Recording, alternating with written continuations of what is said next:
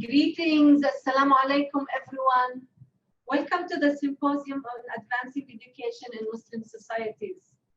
This symposium is organized and hosted by Dr. Sharif Siddiqui and his team of the Lilly Family School of Philanthropy at Indiana University and sponsored by the International Institute of Islamic Thought.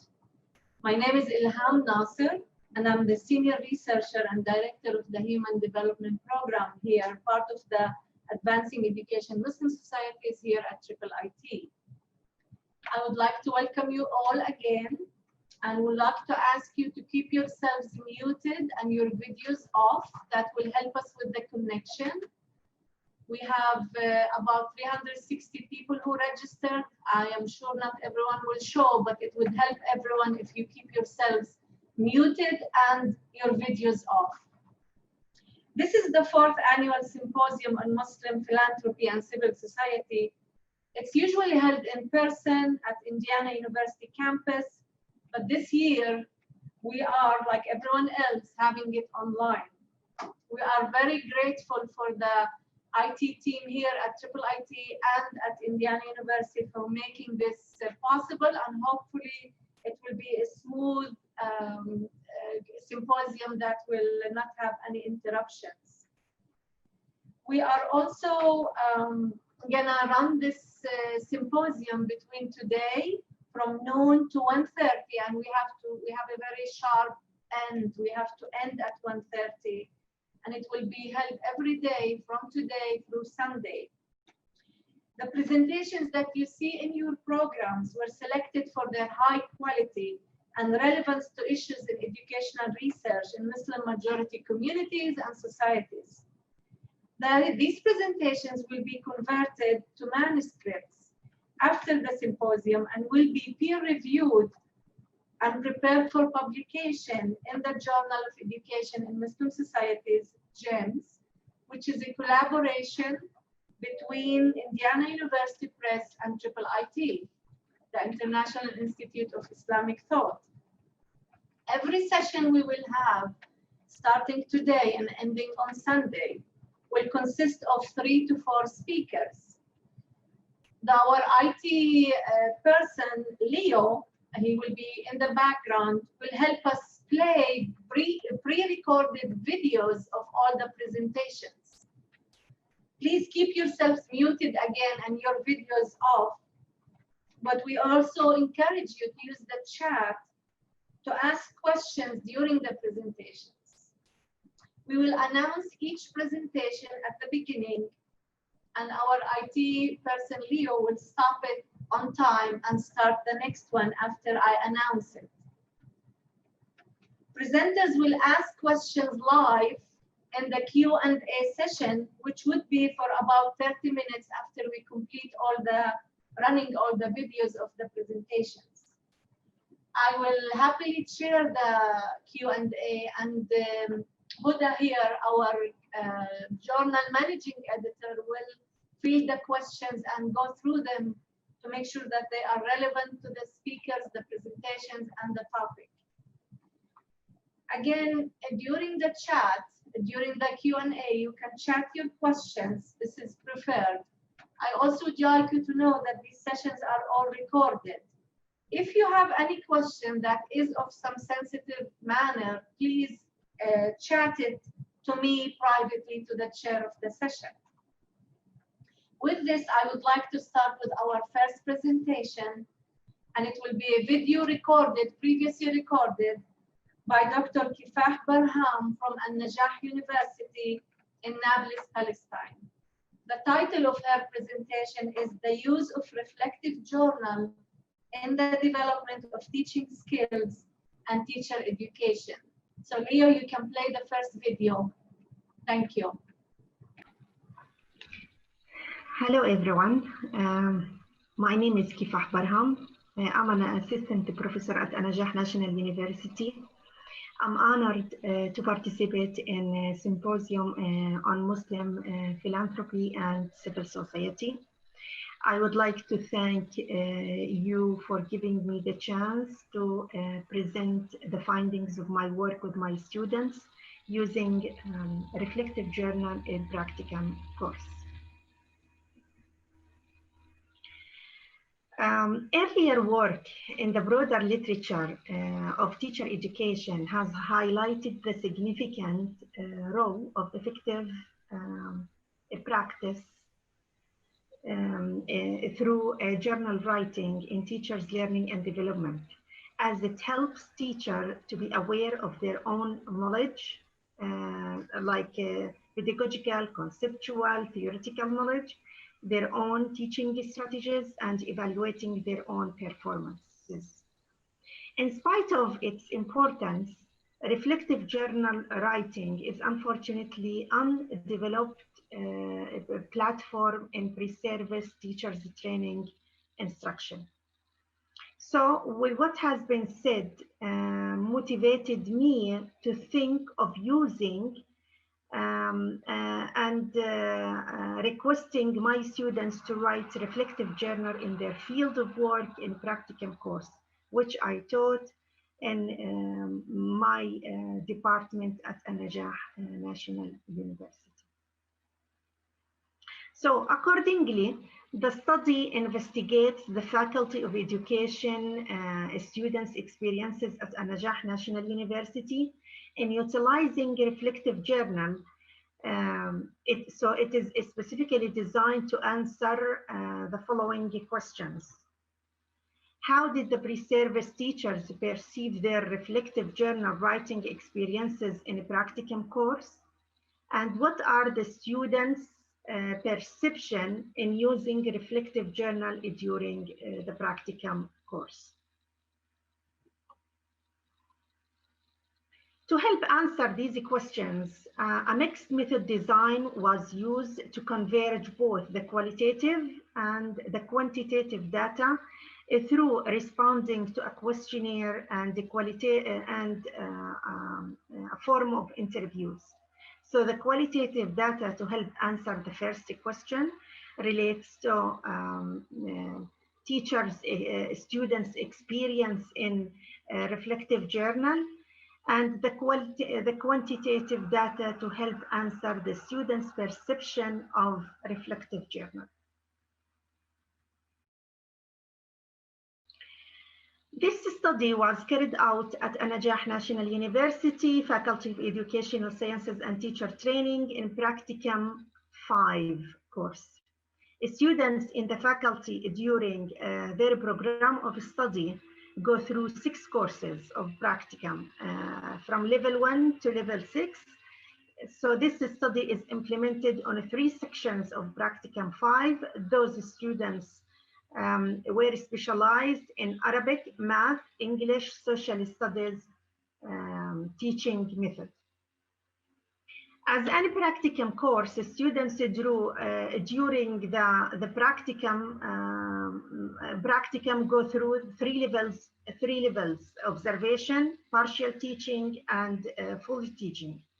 So a total of 71 students who were registered in a practicum 5 course participated in this study.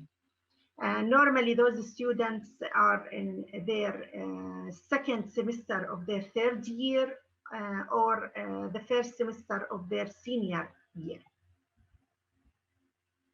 So for the procedure, how the study it is implemented. During the first class of the course, I met the students in the 3 sections, and after having a thorough discussion with them in which they expressed their concerns, worries, and wanted to benefit more from the practicum course.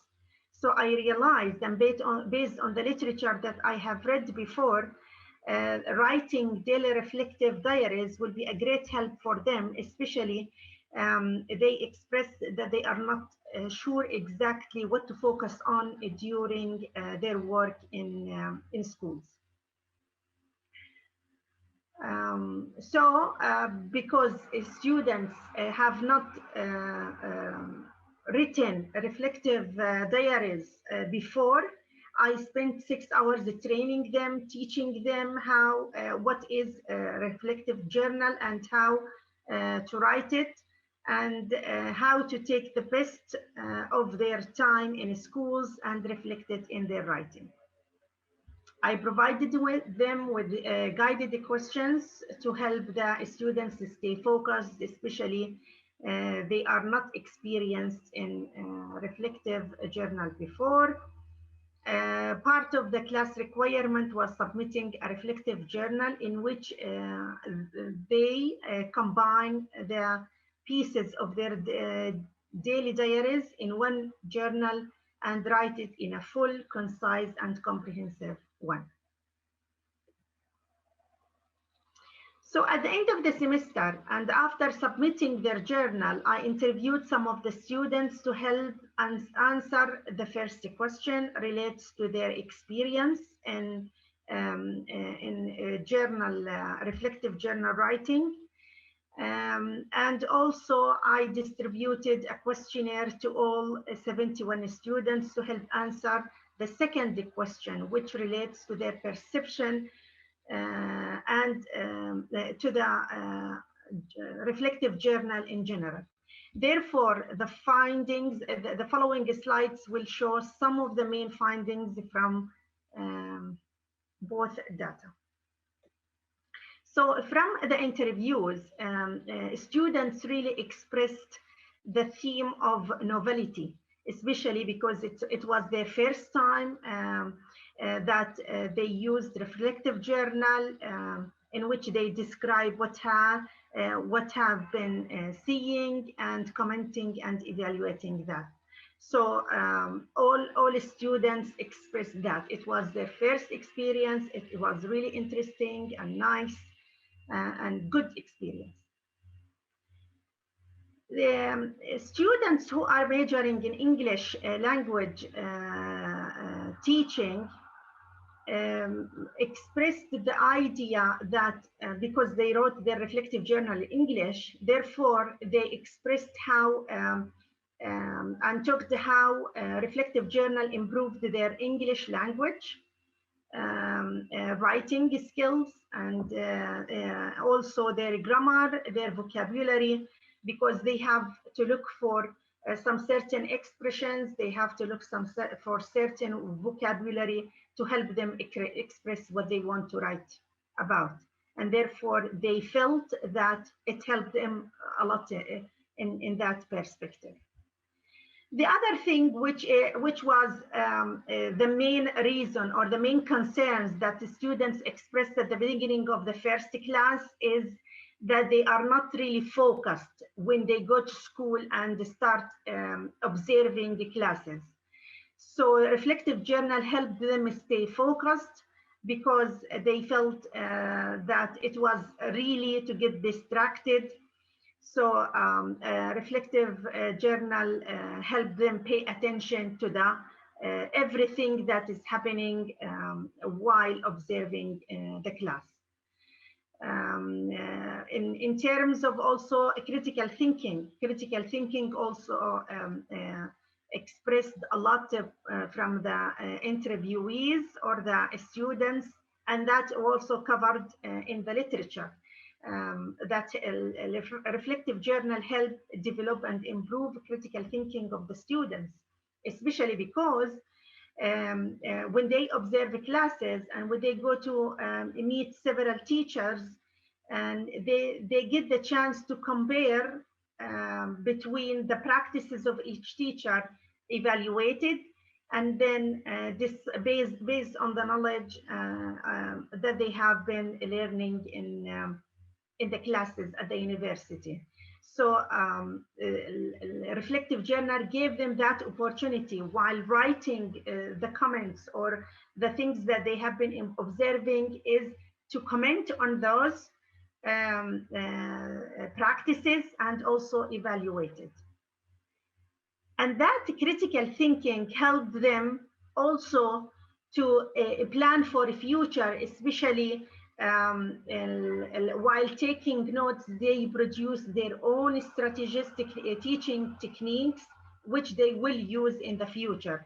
So therefore, a reflective journal helped them plan for the future, think for the future when they let's say, graduate and become teachers.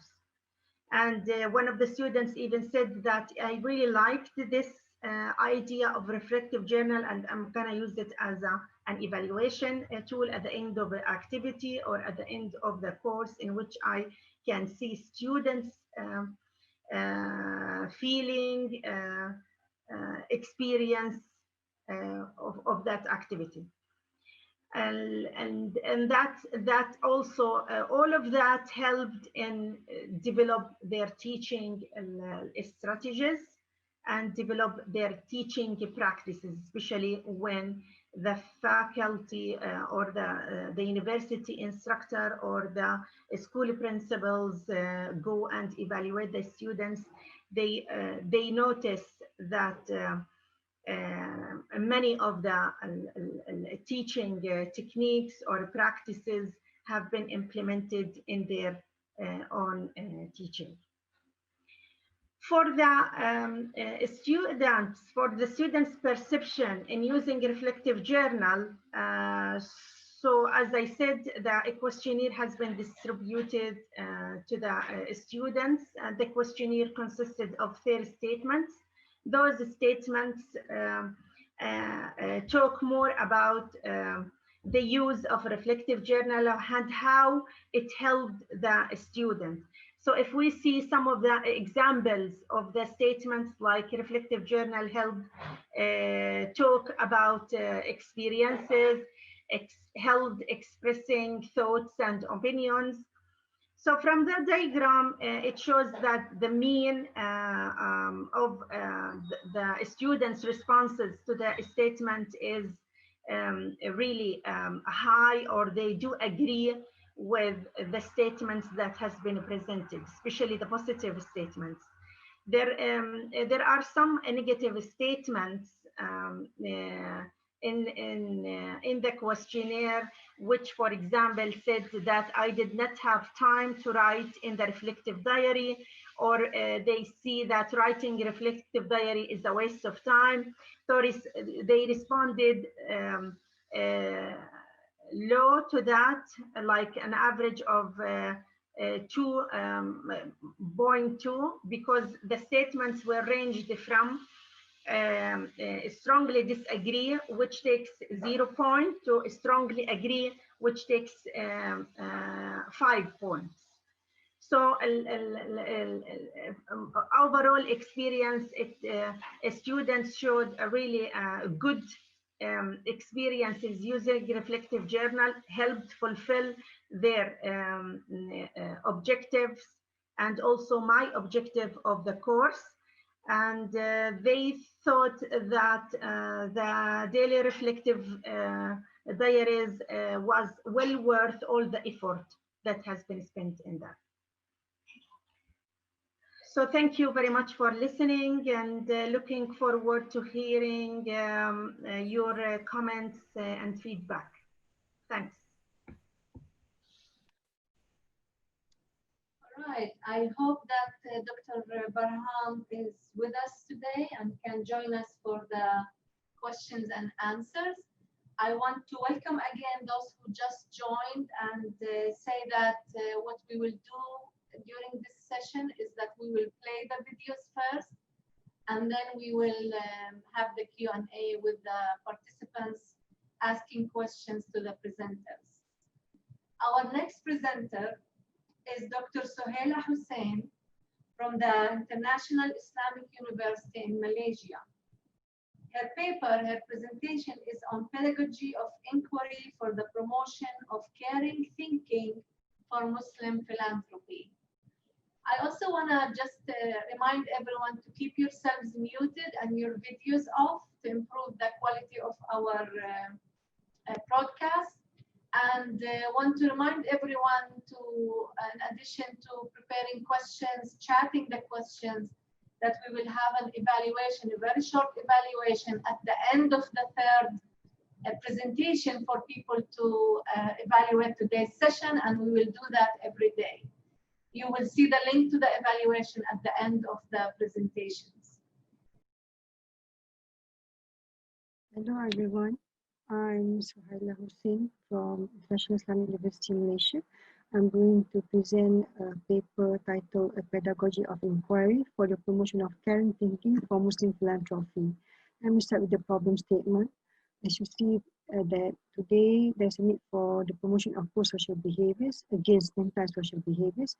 As we can see, there's an increase in social ills and aggression among the younger generation.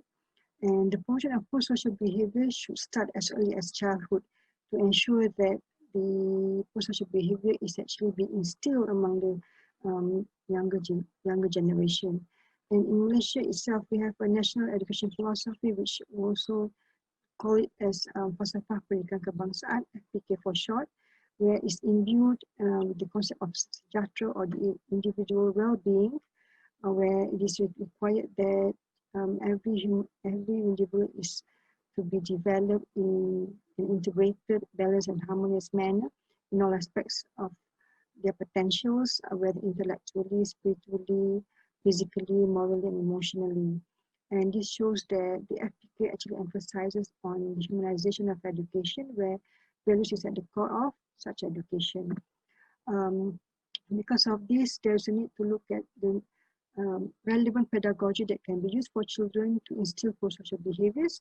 And from the literature, it is shown that inquiry-based approach is one of the most effective approach to help in developing oneself through discovery method. And of all this inquiry-based approach, one particular approach, which is the philosophical inquiry approach, also known as Philosophy for Children program, has been found to be most useful. And in the context of Muslim education in Malaysia, we have adapted P4C and call it as HIKMAH pedagogy and use it to develop social and intellectual skills of the students. And so this study wanted to look at how caring thinking can be promoted as the basis for pro-social behaviors among preschoolers. So the central question is, how does HIKMAH pedagogy promote caring thinking among preschoolers, how it enhances preschoolers' thinking skills, how it engages preschoolers in moral inquiry, and also develops social skills among them. The conceptual framework used in the study is based on three theories, which are Vygotsky ZPD, Dewey's constructivism, and also Bloom's taxonomy, to look at the levels of thinking that students engaged in, and of course, Gilligan's ethics of care and justice to see how moral reasoning is engaged among the students and later on developed as social skills. So the methodology is actually based on a collaborative action research between the researcher, myself, and the class teacher. The participants involved a class of 6-year-olds, about 7 of them, where they went to an Islamic private kindergarten in Malaysia. The methods of data collection involve actually classroom discourse, observation through checklists, and also teachers' reflective journal. The methods of data analysis was focused on discourse analysis, where the teachers' reflective journals were also used to support the classroom discourse. Ethical issues were considered where first I gained permission from the kindergarten authority, the parents of the children, and made an agreement with the class teacher who were trained at 2 levels of HIKMAH pedagogy, which includes also training to develop materials for the class. And also anonymity and confidentiality of the participants were also ensured. In terms of the HIKMAH pedagogy plan, as you can see, we use several materials ranging from stories to large print book, short video, and also thinking game. So in terms of the story, teacher tells the story to the students using stimuli or materials to attract their attention. Teacher also used large print book where they together read the book. Teacher also showed them short video where they sing along with the teacher. And of course, teacher used thinking game to engage them. Leading ideas in the material focus or centralized around values such as fairness and equality, expressing gratitude, saying thank you, honesty, being considerate, and others. So as you can see, based on the findings that we've got, one of the first findings are actually on the thinking skills of the students. One is that the reasoning. There has been students were found to be able to give reasons where they justify their feelings and actions, whether in the past or feelings and actions that they would have done based on the stories that they have heard. For instance, one student say that if someone says thank you when I give them a gift, then that will make them happy. So they realized how thank you is very meaningful. They also said that they will say thank you even if they don't like something that was given to them, because they do not want to hurt the person's feelings. Okay, next is that we were able to see that reasoning has become a disposition. There was an increase in higher order thinking questions among the children. The individual children also showed an increase in levels of thinking, where most of them began with the level of remember, and majority actually reached that level of analysis, while some actually displayed level of evaluation. Some of the levels of thinking that we can see were reflected in the statements. For instance, why are we different? Why does giraffe have spots like leopard but zebra has stripes like tiger? Okay. Next is in terms of the ethical and caring thinking were also reflected through perspective taking, where students were able to break their egocentrism and put themselves in someone's shoes. This was reflected in one discourse where the teacher asked them about the grandma's hat, right? The story is about grandma's hat, and asked them whether they would tell grandma the truth that they didn't like the hat. So one student said that she would, but her other friend said that she wouldn't because that would hurt grandma's feelings, and she wouldn't like it if someone hurt her feelings. And that made a rethink of her answers and realized that she would also feel the same way. And also there was also a share of views and experience where an incident where A also mentioned that she cut her hair once and it was really different, she looked different, and her neighbor teased her and she was sad and she didn't go out to play with her neighbor. While her other friend said that the same thing happened to him, but what happened was that his brother was actually reprimanded by the mother, right? And the mother made the brother apologize because it was a mean thing to do. And using this experience, he actually also advised the friend and highlighted that that was also a mean thing to do and the neighbor should have apologized. This shows that students were able to relate their experience with the stories. And also we found that social skills and ethical inquiry were the results of HIKMAH pedagogy. One, in terms of the procedure that they have learned throughout the session, which was turn taking. They learned to listen with patience. They were able to tolerate their friends' views, right? They value and appreciate their friends' ideas and views. And this was seen being applied in other sessions in the classroom also. This was actually testified by a teacher. And also discourse and stories were very meaningful and beneficial, where we purposely selected the stories with values and focusing on the concept and leading ideas that we want them to learn. So students were able to learn, again, lessons from the stories. They were able to explore consequences of more decisions and actions that they take in the discourses, as exemplified in previous examples just now. And finally, pro-social behavior were also seen among the students, where at one point of time, the teacher said that their friend, the friend experienced a loss of the father, and two of their friends, when were announced, came up to the teacher and volunteered and suggested the idea of organizing a donation drive. And the teacher agreed, and at the end of the week, they were able to get quite a sum of money. And also not just that, they also collected goodies and foods, and they presented this to their friend, and they were very happy to see that these efforts actually made their friend and the mother happy. And because of this, the teacher also rewarded them. And the teacher realized that this was also the result of the HIKMAH pedagogy session, because students were able to empathize. They started being caring towards their friend, showing concern, and finally moved them to help their friends, people that they care. So this shows that HIKMAH pedagogy was able to help in terms of developing oneself, starting from the thinking skills, later on moving and engaging them in moral reasoning, making them be ethical to their thinking, and finally also to their social skills, and also engaging or developing pro-social behaviors. The study also contributed in the sense where we're able to develop a HIKMAH pedagogy module for teachers, especially for preschool and early childhood teachers. There's a need for infusion of HP in the curriculum for the development of intellectual and social. This is something that we realized. We also realized that there's a need for training for teachers. The class teacher was actually trained at 2 levels, up to the level where she was able to develop her own material and identify and select materials that are suitable for her classroom for the students.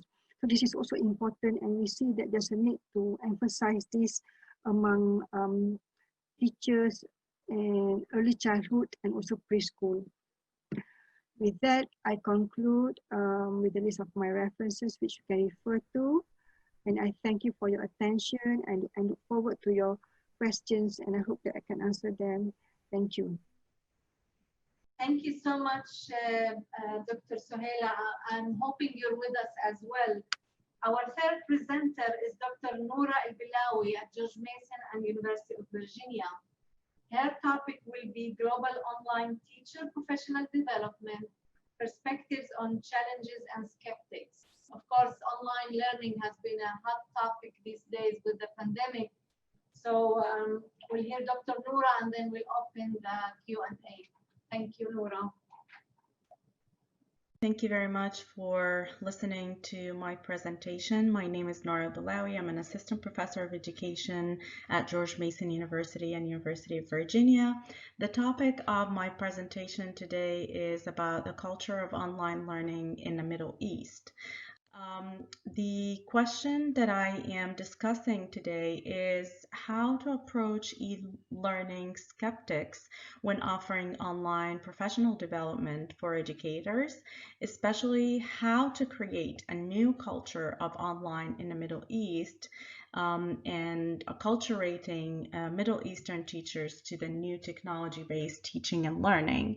And that question occurred to me through my positions as an assistant professor of education at the American University in Dubai, and then as an assistant professor of education here in the Middle East in my positions in the education department as well.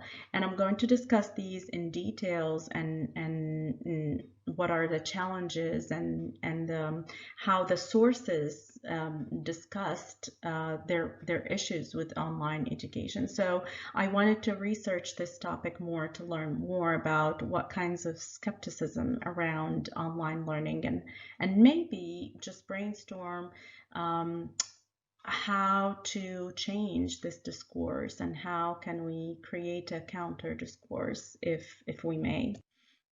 The framework that I built my work on for this article is the same as how I thought. I wanted a discourse and a counter discourse kind of framework to help me and analyze the pros and cons of online learning and how can we support or enhance the idea of maybe online learning is another platform that is worth discovering in the Middle East.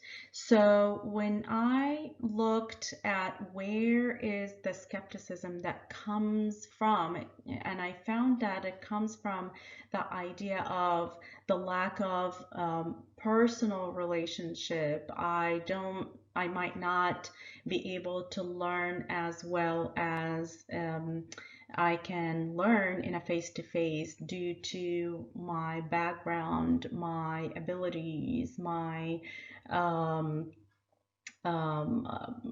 ability to be a participant because I don't have that source of knowledge, so I don't feel safe in that kind of environment. So I looked at it from that socio-emotional learning and cultural integration and inclusivity, and that's why I picked that framework of culturally responsive teaching and culturally responsive learning environment. When I looked at culturally responsive teaching, I wanted to put first what it means so that I will know how or how not online learning can fit or doesn't fit in that frame, and to quickly give a background on cultural responsive teaching, just to make sure that I am inclusive in my discussion here. So really quickly, it it was that the culture responsive teaching idea or concept was introduced by Gloria Ladson-Billings over 2 decades ago, and then was coined by Geneva Gay, who actually formulated this concept into looking at the teaching strategies and techniques of inclusivity in the classroom. To discuss really quickly some of the principles or the core principles of culturally responsive teaching, you will find that it really focuses on inclusivity of all cultural backgrounds in the classroom teaching and learning, to create a safe environment for learners and to enable them to learn in a student-centered, productive and dynamic setting where they can feel safe enough to build on their learning and have this sense of well-being and higher self-esteem, because teachers always delivers high expectations of students' learning and delivery. The teacher will always be the facilitator of learning, not only the source of learning, and that is through an active and dynamic learning environment. So looking at all of this as the essence of culture responsive teaching framework, I found that when I asked myself that question, can online learning include some or part of that, because that was some of the main concerns of the skepticism. And I found that yes, it really all depends on the design of the platform that is used to deliver content and learning, and the how it's designed, how is the course or the learning or the process of learning is designed to incorporate the core of culture responsive practices. So if I looked at some of the pros that can be found in online learning, I found learning partnership. Can you create learning or building that learning partnership perspective in an online based course design? And I found, and I've used these practices, and I found it vital and accessible and doable. And it's just, you need a good platform like Canvas or Blackboard or any other platform of learning. You can create small group breakups for students to create their own partnership in the learning process and find information and support them in the instruction as well. Also, you can build this relationship by creating individual meetings and office hours, that you still can have this partnership with each individual student in your classroom using Zoom or Skype or any video-based conferencing where you can have this relationship with your students. And also make sure that you're always asking the students as part of their activities to share their experiences, share their knowledge, and give each other feedback. And these are things that you can do in your classroom. Also, creating opportunity for student-centered discourse. You still can have students to be the creator of knowledge, and you are the facilitator here. It all depends on the kinds of activities that you're providing for the students. You can always give them case studies and student think together and find solutions for these cases and discuss them as a whole group or within small groups, and then bring it to the whole group. Also, another activity you can use is those personalized slide shares where each slide has specific names of a small group or an individual, and then each expert group or expert leader is leading on that slide, finding knowledge, searching for knowledge, and bringing it back to the table for everyone to share it with them.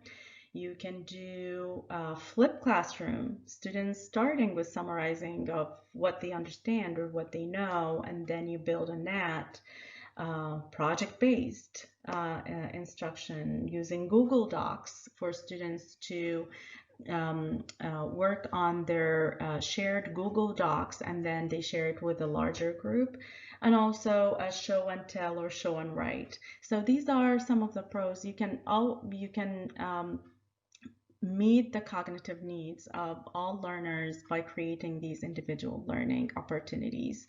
One of the cons, of course, is that there's no that personable, interpersonal connection or relationship that might be missing.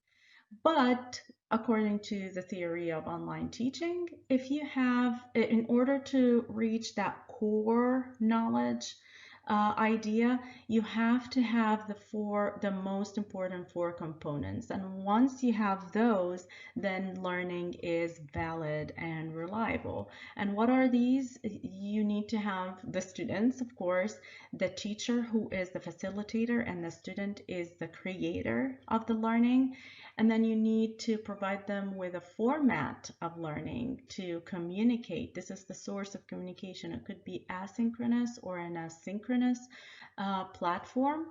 And at the end, students have to come up with a final product, and that is designed by the teachers to be the formative and summative assessment. So learning here is really student-centered, teacher as a facilitator, communication-centered, inquiry-based through that dynamic of collaboration, and then assessment-centered.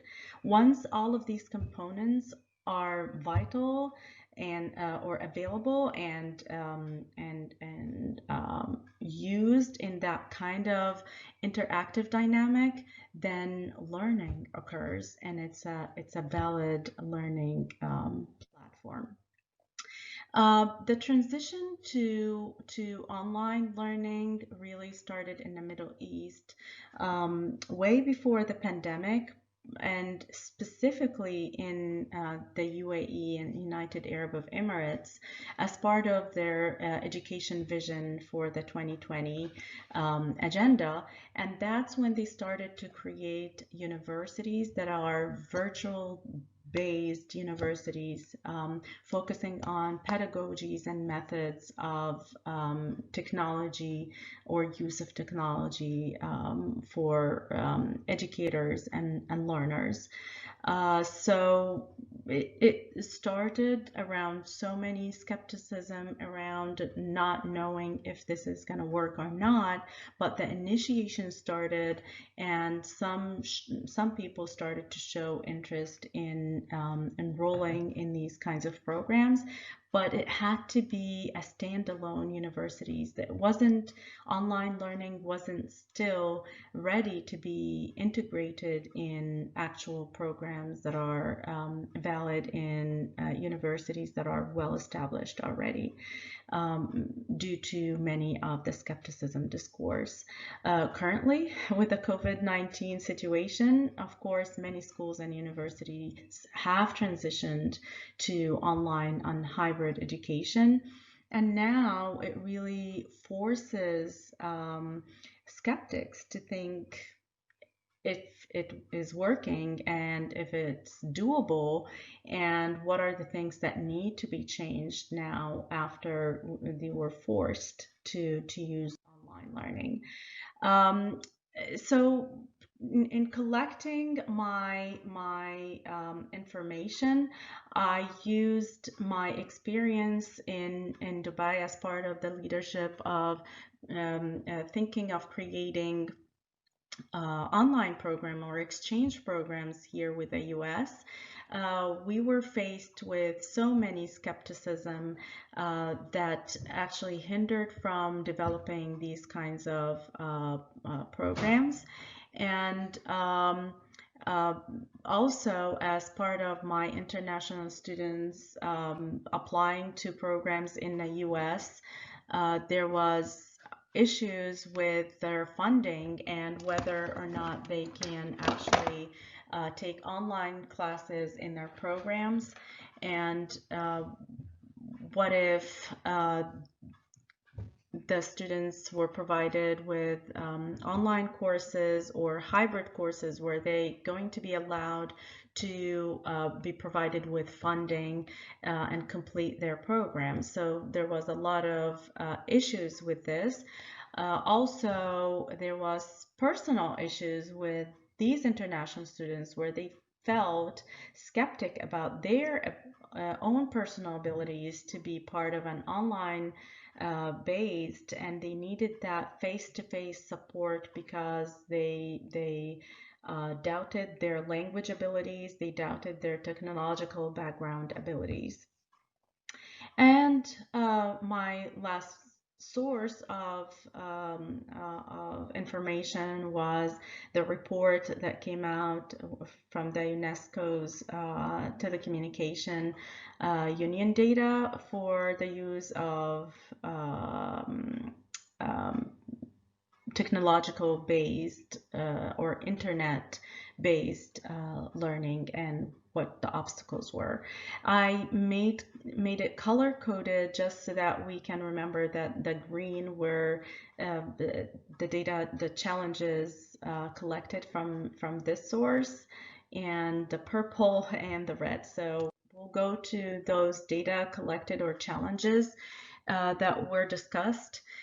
The governments and authorities that were responsible of online education always had this doubt that online learning does not have the same authenticity and validity of the venue of online learning, and always doubted that students can time manage and time pace themselves in a process of course that is provided asynchronously, and students are learning on their own pace, finding the information on their own, reading on their own, and building knowledge on their own. So there was this kind of skepticism.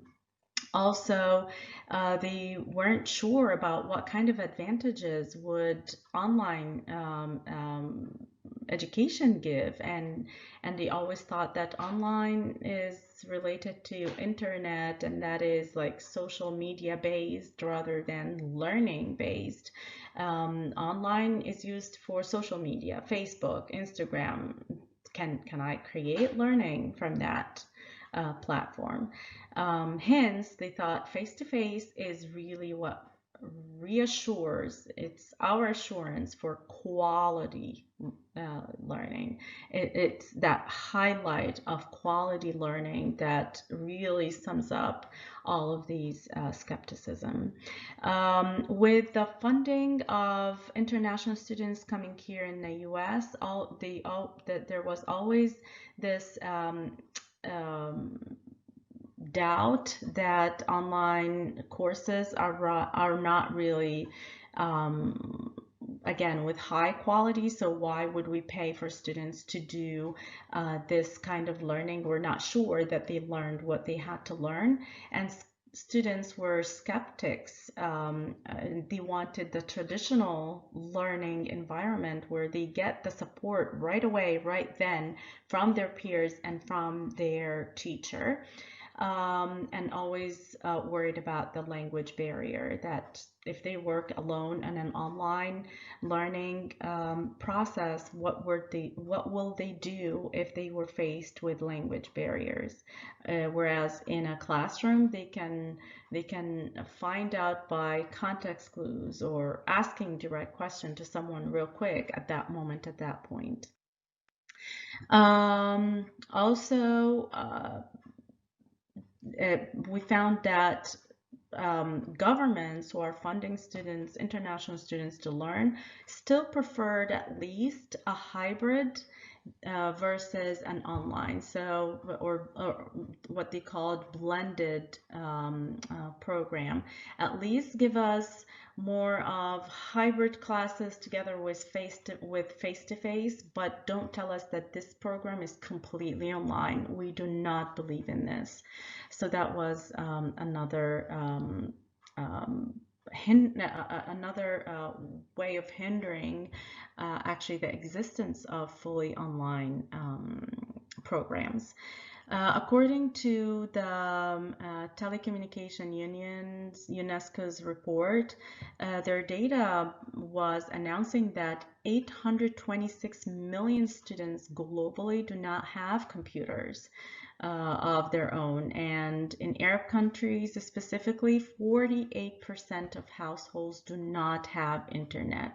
So if you go to education programs or to teachers or to governments who are paying for these education programs for teachers or PDs for teachers, and you tell them that we're going to have online learning and we're going to educate teachers and reach out to teachers in all aspects of the country and reach them with these professional trainings in an online platform, the skepticism comes here to say, well, first, those teachers are not going to teach their students in online environments, so why are we modeling this kind of learning from the beginning? We want to model a typical classroom in a face-to-face environment, and this is not giving it to us. Also, to reach out to all teachers, there are so many rural areas in countries like Egypt or Lebanon or Palestine or many other countries in the Middle East that teachers do not even have this luxury of having computers or having internet access. Another discussion in that report is the bureaucracy involved when we ask for designing professional development in an online, fully online format. The final discussion statement, or something that is discussion of a conclusion of what I have read or discussed or interviewed with my sources, that online education at the end is viable and flexible, and a proof of that is the existence of the design of inclusivity and safe environment, interactive and engaging environment, all of that with that 4 components of Anderson's design of learning, of a typical learning, proves that it is a vital learning platform.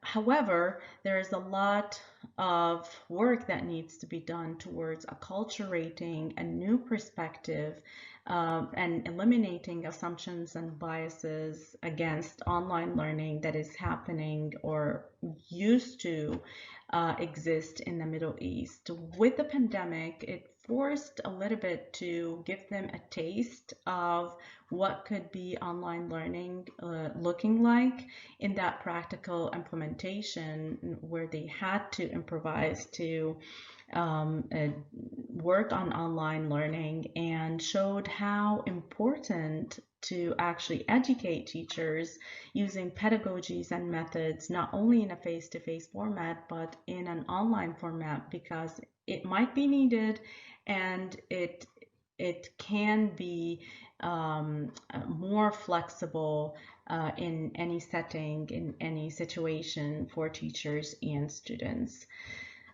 So that's quickly, I exceeded the time, but I tried to give you an overscope of how to actually look at skepticism now and what's happening in the Middle East.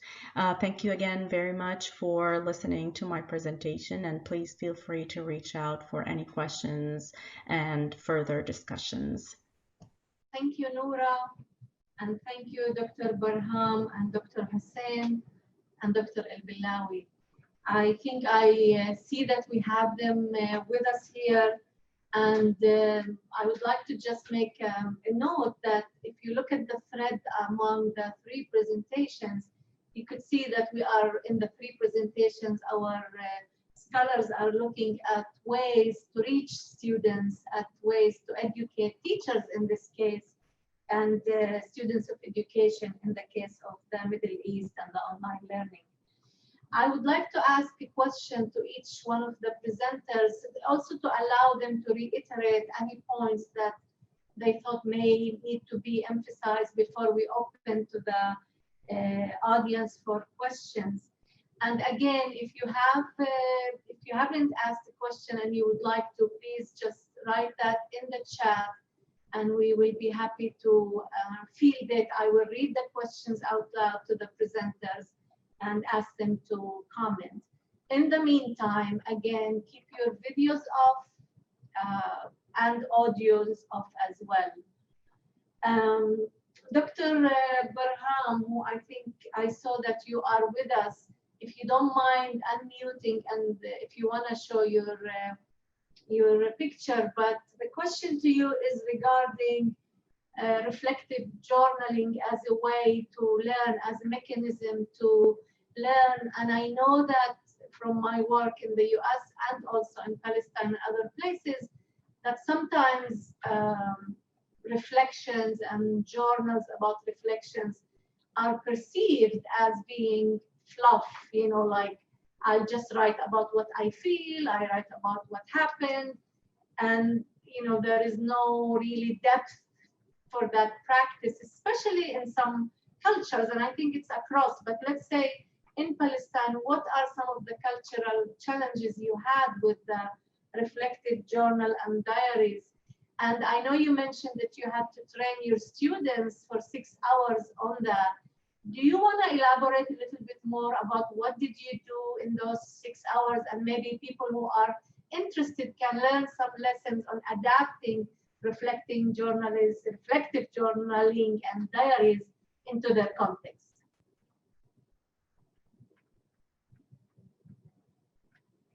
Go ahead and please unmute yourself. She cannot, I have to unmute her. Yes, thank you. Thank you very much. And again, it's really my honor to be with you and share my work. And thanks for listening and you good questions. Well, actually, I do agree with you, Ilham, that especially with, let's say, with early learners about reflective journal, it can be fluffy and it's not really easy for the student. And this is what really expressed at the beginning. So therefore, and even myself at the beginning, it's really hard for me to start writing. It was writing about, you know, reflection of what has been happened. So what I did is I encouraged my students to think of specific things, especially for that course, specific course, because there was an observation. So so we had like 13 questions, which encouraged students to think of the situation, what has happened, and elaborate on that, describe. So the whole idea of reflective journal is explaining what happened, describing what has happened, reflect on that based on your experience. How do you feel? Share your experience based on what has happened and what's your plan for the future. So, so we, through discussing those things with the students through the 6 hours, we came up with several questions to encourage us, to encourage the students to be well structured during their observation and also during their writings. For example, so for example, because there were so many things, or there are so many things for the students to observe. So I told them just focus on 2 or 3 things throughout the whole day to help you be more focused, and try to compare between several classes that you have been attending based on the 3 things that you have been observing. So it was really very helpful for them to stay focused, and that was the main issue which were very worried about, and they thought that observation during the practicum wasn't very helpful because they were distracted. So just focus on 2 or 3 or 4 things only, and they try, and based on the questions that we developed together, and those questions actually, the literature helped me, and my reading about journal helped me construct those questions. So those was very helpful. And even after that experience, in every class I do with my students, even on a small project, I write them, just reflect on what have you done, what things that have been done right, what things that you think have not been wrong, and why. How could you improve it next time if you get the chance to develop it or do it again? The other thing which I thought was very helpful, encourage the students to be very objective, because this is the secret behind the reflective journal, especially when you express your feelings and write, because I always tell them that it's for you. So for you to develop yourself, to improve yourself. So this is a self-evaluation tool. So just write, be honest with yourself, because this is your chance to develop yourself, to improve yourself, and it will be for you. So that's, so those things, yes. Yeah, thank you, Kifah. I also see here 2 questions. You might have addressed them, but just to give you the opportunity. One was, is there a follow-up system to benefit from the feedback you're giving your students? At least that's my understanding of the question from the audience. And then you did talk about the self-improvement piece, but there's a question about, is this supposed to be a means for self-improvement in their professional development as they continue in their careers? Yes, yes. So again, because it's a self-evaluation tool. So I think, through continue doing it, it will be like an improvement, self-improvement during their profession. Because as I said, this is their first time doing it. So I feel it's my responsibility as an instructor to encourage the student always to do that, and hoping that it will be kind of a way with, that they will take it with them as a tool in the future. Because if they do it honestly and objectively and describe it real well, I think it will be an improvement. And this is what I just heard from a student in like 2 days ago in other course. It's a practicum course, but with other students with different levels. So they said the first time we feel that it is a quality homework. So this is the feedback I just received from my students 2 days ago on an assignment, reflective assignment. It encouraged them to think deeply of their work, because so they are like kindergarten teachers. in this course that I just talked about. And I think we missed the feedback you received while you were muted. What was the feedback? Oh, the feedback. This is a quality homework. We have never been, we got such a quality work because it really encouraged us to think deeply of the kind of activities that we have just done or implemented with our students. So this is mainly. Thank you. Thank you so much. And please stay with us because there may be other questions that will come back to you. I'm going to move on to Dr. Hussein, Dr. Sohaila Hussein from Malaysia, and start with the question regarding the HIKMAH pedagogy. I'm familiar with the HIKMAH pedagogy from Dr. Riznani and others. I've heard about it. You do mention that the HIKMAH pedagogy is an adaptation of the 4 C's that were developed, I think, internationally.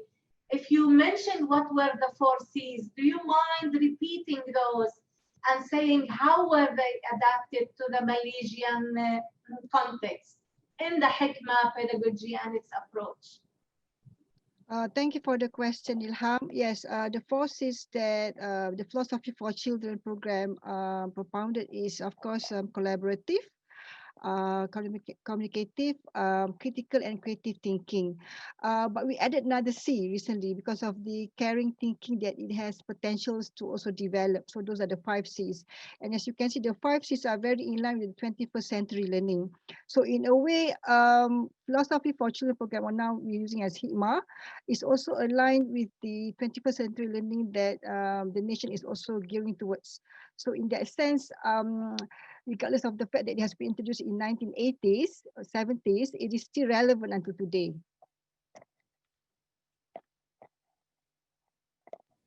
And you're saying 5 C's. What were the 5 C's? Collaborative, communicative, critical, creative, thinking, and caring. Caring. And that's why I saw Gilligan and her theory of caring was part of your way. How did you, use the theories, Vygotsky, Dewey, constructivism, and Gilligan incorporate them into what you're doing in pedagogy in the Malaysian context again?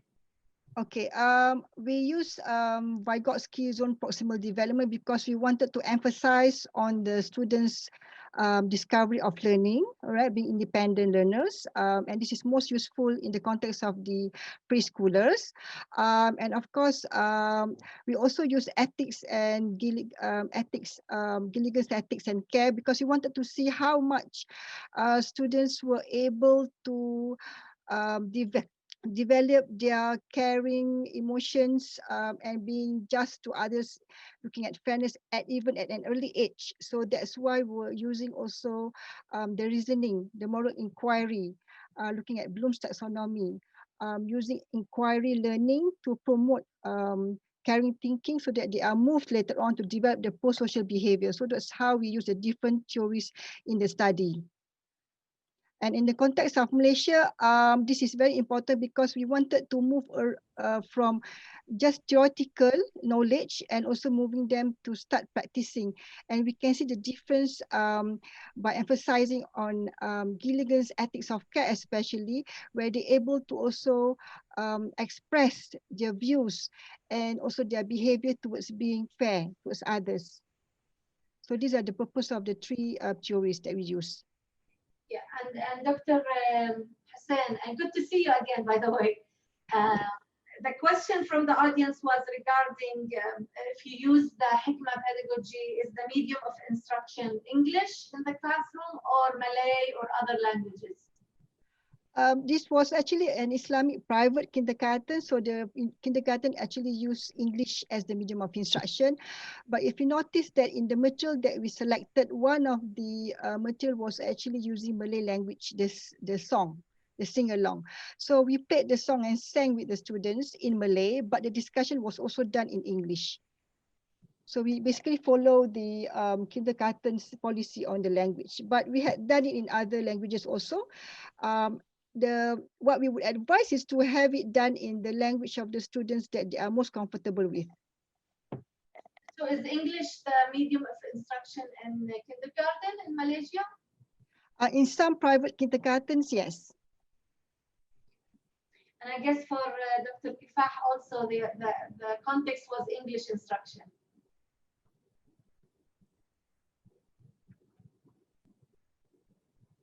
You're muted.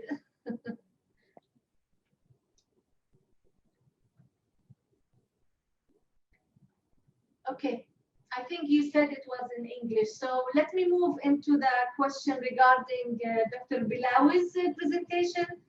I think that someone who dealt with students from the Middle East, I know very well what you're talking about regarding the challenge of funding, you know, different embassies and countries were not willing to fund courses that were conducted online. But I like how you brought together the cultural responsive practices, experiences into the, you know, and how can this be done online? From your experiences, do you find differences between the totally online platform that we're all operating in right now? Look at us on Zoom holding a conference. It is that you get people from all over the world to join at the same time. The disadvantage is that we cannot have a dialogue with each other, and I think that's the problem. But do you see a difference between the hybrid models where you do a combination of online and in-person? You know, do you see a difference between that and the totally online platforms when you work with students? Not necessarily that I see the difference, but I found, because I was talking about skepticism in general for teacher training and teacher education programs, I found that in order for the international governments in the Middle East to be convinced that this kind of program is rigor and actually with high effect, it has to be either completely face-to-face or in a hybrid model. And I think the reasoning behind it is because there is some sort of a built relationship. And that's what they always felt that this was missing.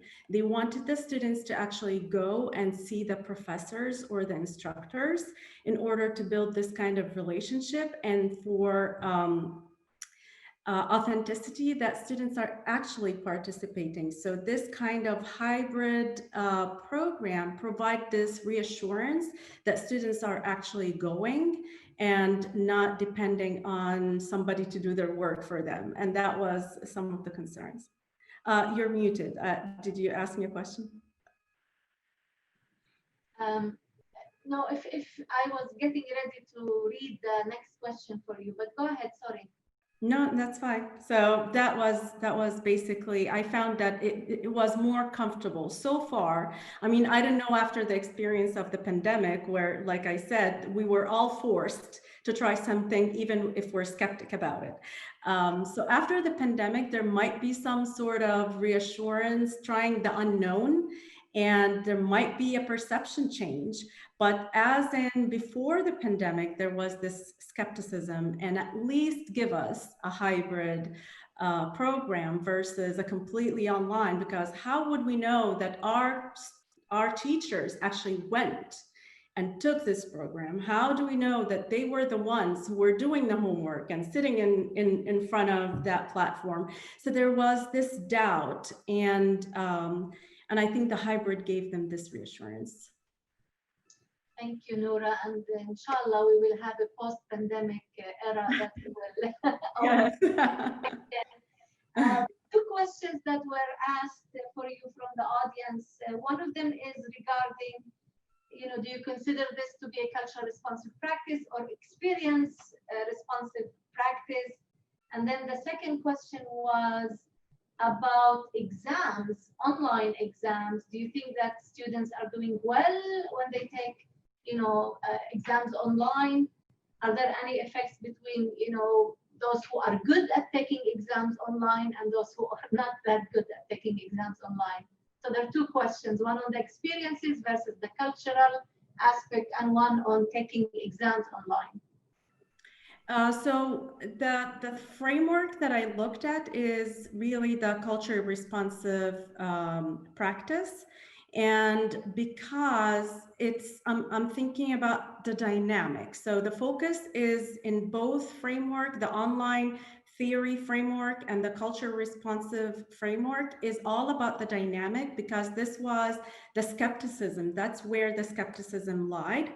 So that's the culture responsive dynamic is really about in providing safe environment, welcoming environment, interpersonal relationships, how students get to participate and teachers facilitate and moderate discussion. So all of this in the culture responsive theory, but then the counter discourse that I was discussing was the online theory and the proof that it is kind of closed in an online platform is that online theory discusses that actually, once you have a dynamic of the main participation, which is having a platform, having students participating, having teachers facilitating, and having assessments to assess learning, then that's the 4 important components for actually a dynamic classroom.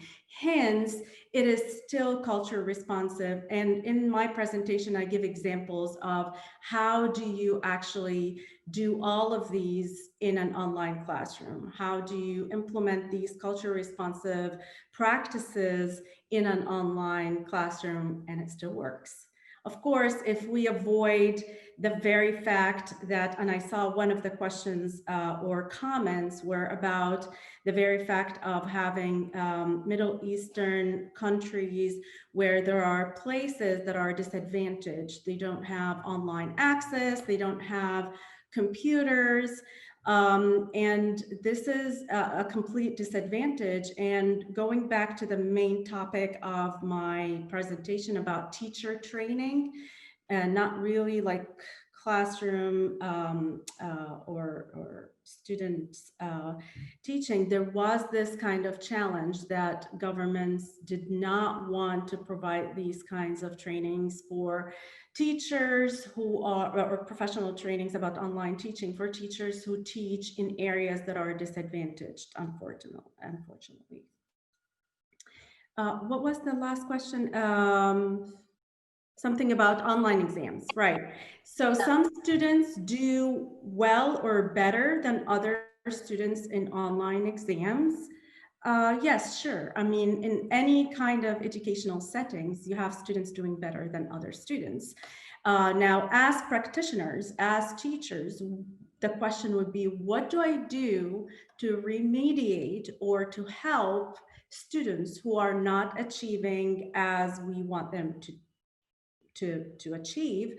And that's by differentiation. So in any regular classroom setting, you find yourself as a teacher differentiating and providing strategies for students who are not achieving as well. And this comes the same for online education. You will need to have give those students more strategies to help them to how to take tests in an online setting.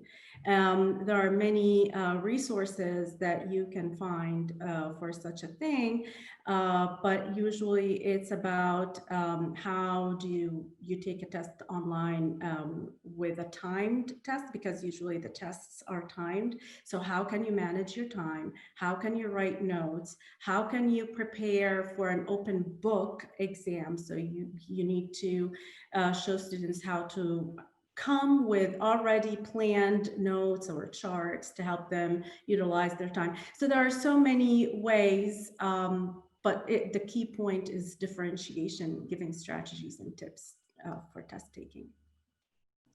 Thank you, Noura. Very quickly, someone is asking about the advantages of having a video when the students are only on audio or with the camera. Are there differences? Are you aware of any research on that? That when you see people, even if it's online, is it different than just having the audio? Interesting question.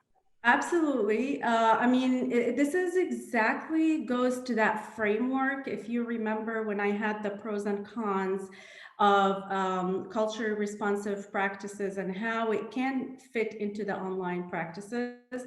So the pros were that everything was doable in an online classroom. However, the only problem or the cons was having that interpersonal relationship. So once you have the live camera on and everyone is on like we are right now, it elevates that interpersonal relationship a little bit more than just having the recorded video for students to watch and then maybe make comments. However, you're taking away from the actual accessibility of online teaching in its essence. So online teaching, the good thing about it, or the bonus thing about it, is that you can reach out to many more students internationally, globally, and people in different time zones, people who are working during the day and then at their convenience, they're going to study and finish their work. So if you want them to be live in there at the same moment, at the same time, you're taking away some of that disadvantage of online learning. I'm speaking from my experience. All of my students are graduate students who are actually teaching during the day. And if I provide a program, a complete education program or training where I ask these teachers to be live in front of me at all the time, then I'm losing a lot of my candidates from this program. So I want them to have more accessible learning platforms. So I provide recorded videos and we're talking about teachers who are responsible and who are waiting to learn and explore learning. But if you're talking about a different context of classroom teaching students who are from K to 12, then that's probably a complete different yeah, and it will be a complete different story if we're talking about preschoolers, kindergarten, exactly. Like in the yeah. So the focus of the presentation, let's continue to that, narrow it down to that focus of teacher education, right. Teacher education and professional development. And we do need to wrap up, but if I learned something about the 3 presentations today and the 3 topics that I told, you know, I mentioned earlier that they go around the pedagogy and how to reach teachers, is that, and maybe I'll just leave the audience with that, a lot of people think that teaching, anyone can teach, because that's, you know, you just go and teach, right? But what we learned from the 3 presentations, that there is a craft and there is a whole, you know, subject matter called the art of teaching, especially if we're talking about adult learning, adult teaching, and of course, if we're talking about children, their development and human development in general. So I want to leave you with this thought about what does it take to reach students. How is it that, you know, using English as a medium in the first 2 examples is an advantage or a disadvantage? I'm going to leave it open to you to think about it. Is English the medium of instruction a good way to make sure we are, you know, providing meaningful instruction, meaningful and relevant teaching and learning? And in the case of the online, you know, where are the boundaries of the online platform in terms of platform for pedagogy, for teaching, and for interacting with students? So I would like to end it here and ask everyone to please take our survey. We already shared the link several times. And don't forget to join us tomorrow. We have more presentations happening tomorrow, Thursday, November 12th at noon Eastern time. And we actually have 4 presentations tomorrow. So thank you so much for being with us. I hope we left you with some questions and some materials to think about. And we'll see you tomorrow. Try to join us. And thank you very much again for our speakers, for the IT team at Indiana University, and for our team here at IIIT. Best to all and best regards. Bye.